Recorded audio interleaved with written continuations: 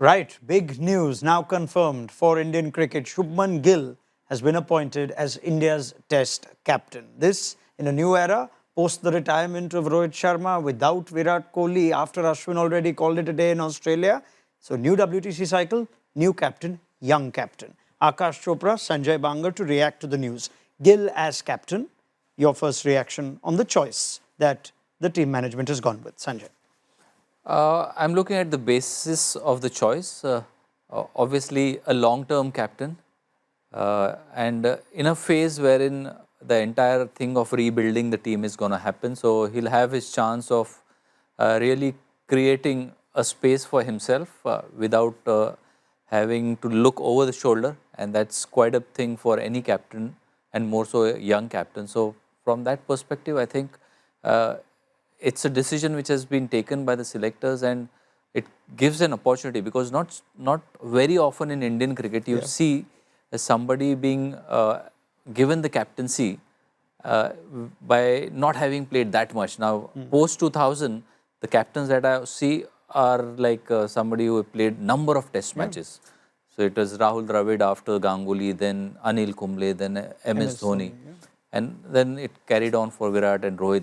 So for me, probably Tiger Patodi was the youngest in terms of the matches played, and after him, he becomes the second youngest. So best wishes to him, and hopefully he should have a good stint as the captain of the Indian team. Yeah, by age, he'd certainly be in the top 3 or 4 or 5. And as Sanjay says, in terms of experience as test matches, this is a unique time after a long time, Akash. So what are the challenges for Shubman Gill, the captain? Well, lots actually, because in Test cricket, see, if it were the ODI format, we would have said absolutely fine. He is that heir apparent. He is anointed as the vice captain for a significant period of time. So we saw it coming. But when you talk about Test cricket, you'd say that he's still trying to figure out a place for himself, especially outside of the subcontinent.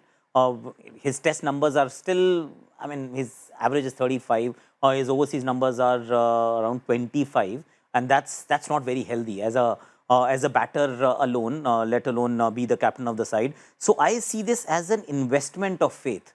That you see somebody, you see promise and potential, and you go with that guy with a lot of hope and some amount of belief that we are making the right choice. Because they've also done something earlier with Shubman Gill, and I found that very unique. I think he had played only 15 test matches, and he was given the choice as to where he wanted to bat. He was an opener.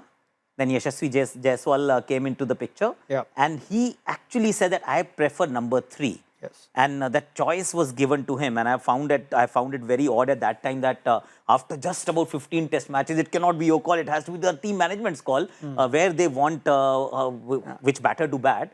But it happened with him at that point in time. So he's moved to 3. He might actually move to 4 for all we know, because if that is where he likes to bat. But big point in my opinion is that in this WTC cycle, not just as a captain but also as a batter, I think these 2 years, and maybe we are stretching it, could be just the first year of captaincy, 5 test matches in England, scored like the runs in volumes. So that we don't talk about the first part that I spoke about, the averages outside Asia. That should not be a part of the conversation. If you're the captain, the only thing that should be discussed is how good a captain he is. I want to come to that batting position, which is an important conversation. But yes, I think we are in a unique space now where there isn't a bona fide contender with 45-50 tests under his belt, who's averaging 45-50 as a pure batter and therefore commanding a place everywhere. What does this pose for Shubman Gill personally? From what you've seen of him, both inside and outside, it seems like captaincy seems to be bringing the best out of him this year in the IPL. He's highly rated by his peer group. Ashish Nehra speaks quite highly of him as well, I'm sure. Do you sense this could be India's Graeme Smith-esque appointment, where this could be a 10-year player and that you know as a batter he will thrive? Or are there any kind of reservations? Well, the success will define that, because Graeme Smith, the name that you took, was extremely successful as a captain, and he got that runway for a long periods of time, but he had a fantastic bowling attack at his disposal. Now, whether India in this particular cycle are gonna, they are still searching for the spinner. they'll have to find a spinner for Ravichandran Ashwin, who was your blank check for wickets as far as wickets were concerned in Test cricket. You don't think Washi's already taken that role with how he bowled in the home tests? And I don't really think that India will play on those kind of surfaces going forward. Sure. But yes, you mean bigger picture when even in we captains in Test cricket at home, there are still a lot of questions about how India transition. That is one. And also, I mean, post Mohammad Shami, whenever he is past his playing days in Test match cricket, or if he's unfit, then suddenly you'll also find who are the bowlers. Like that challenge came in the Australia series as well. Like once you see off Bumrah, and if Siraj is not at his best, then who are your number 3 and number 4 bowlers? So clearly, I think he'll require success, and he'll require those particular bowlers to be on the park for the longest periods of time or for more consecutive and more Test matches. I mean, you think he's, as an Indian Test captain, as a permanent appointment now, he would have a significant say in the kind of team he wants to make an identity out of. Virat Kohli had a very clear identity, at least, that I want fast bowlers. I don't mind going a batter short.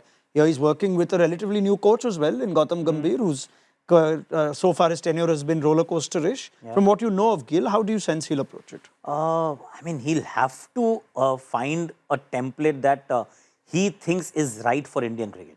And it'll have to have the Shubman Gill stamp on it.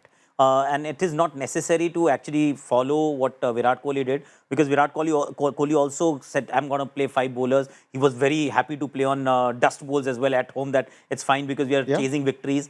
I don't see Shubman Gill going in that direction personally. I feel he might be okay with playing on the surfaces that Sanjay just alluded to, that they won't be dust bowls. They will be slightly better batter-friendly surfaces where wins will have to be earned.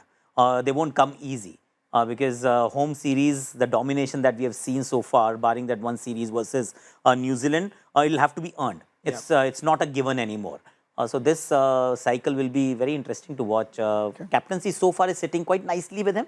But again, this is going to be a very different kettle of fish with regards to his batting. I'm more concerned about the batting part, because if that one thing falls in place, others tend to actually follow suit. We're all hoping, I guess, so is the team management. There is an element of hope attached to this appointment that he has that one statement series. Hopefully, it'll be this one itself.